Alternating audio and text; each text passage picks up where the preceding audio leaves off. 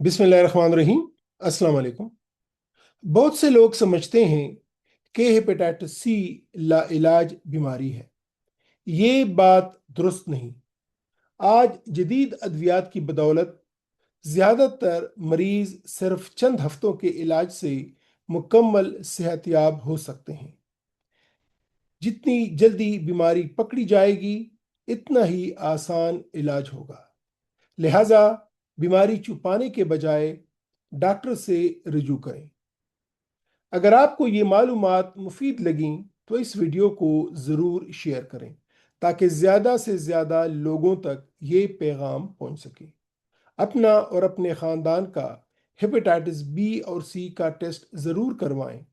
ज़रूरत हो तो वैक्सीन लगवाएं, और अगर बीमारी की तशखीस हो जाए तो बर वक्त इलाज शुरू करें।